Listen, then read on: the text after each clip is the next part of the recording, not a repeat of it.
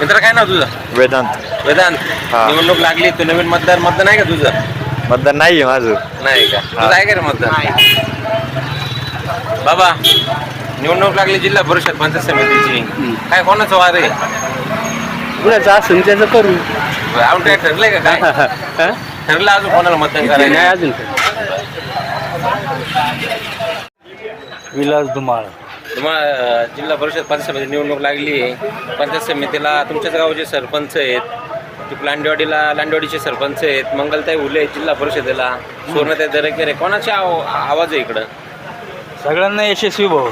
सगळ्यांनी जुन्यांनी काही कामं केलीत का? हा, जुन्यांनी काही कामं केलीत?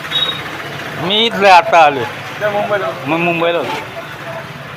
काय जुन्यांनी कामं केलीत का? मला नाही वाटत. दादा काय नाव सांगा जुन्यांची काही कामं? नवीन ना काही संधी? No comment. काय नाव आपलं? काळूराम पवळे. कोळी दादा, जिल्हा परिषदेची निवडणूक लागली आहे. पंचायत समिती निवडणूक लागली आहे. जुन्यांची कामं आहेत का? हा, जुन्यांची काही कामं आहेत का? पण जुन्यांची कामं तर आहे तशी काही नाही प्रॉब्लेम. पण वैयक्तिक म्हणजे जो उमेदवार आहे तो आमचाच आहे ना.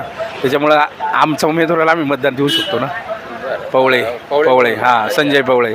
आणि जिल्हा आणि त्यांचं विशेष म्हणजे त्यांचं गावात काम पण चांगलं आहे असं आहे. आणि झेडपीचं बद्दल काय असं विशेष हे नाही, आम्हाला आवड नाही आहे. कारण तो उमेदवार काय तिकडचे गोडेगावचे आहे, त्याच्यामुळे काय नाही, नाही. पण एकंदरीत दोन मतदान करावं लागणार आहे हो, तुम्हाला. दोन आहे. एक तुम्ही आता ठरवलंच आहे गावकरी म्हणून गावच्या हो. माणसाला पाठिंबा द्यायचा. हां. पण जिल्हा परिषदेला निवडून देताना तुम्हाला अजून एक मतदान करावं हो. लागणार आहे. दोन उमेदवार आहेत साधारणतः.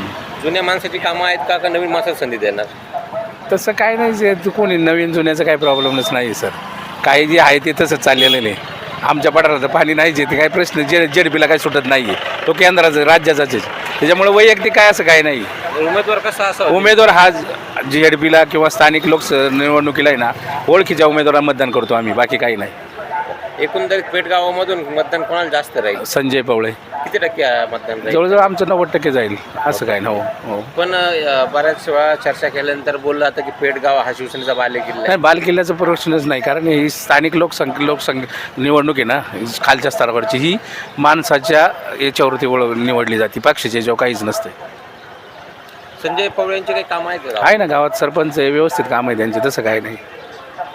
आणि स्थानिक स्वच्छ चेहरा आहे. लोकप्रतिनिधी असतील. स्वच्छ चेहरा आहे. स्वच्छ चेहरा आहे. हां, हे महत्त्वाचं. आणि पठारावरती आमदारांच्या माध्यमातून काही कामं दिसतात का तुम्हाला? नाही, आमदारांची झालेत पहिली कामं. आता आपण जे पाण्यापिण्याचा प्रश्न आहे तो नाहीच झाला.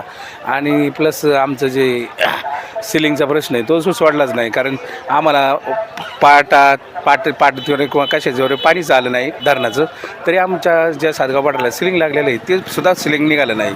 सिलिंग लागून 20 वर्ष झाले तरी ती सिलिंग निघालं नाही. खाते फोड नाही, काहीच होत नाही आमची. या प्रश्नावरती तुमच्या प्रतिनिधी जे निवडून येतील त्यांनी हा विषय नाही मांडला नाही, पाहिजे. अहो, हा मांडून काहीच नाही. जेडपीला काहीच होत नाही साहेब. एक लोक आमदारकीचे राज होऊ शकते असं आहे, पण इथं खालच्या लेवलला काही होतच नाही ना. चालतंय, ओके, थँक्यू.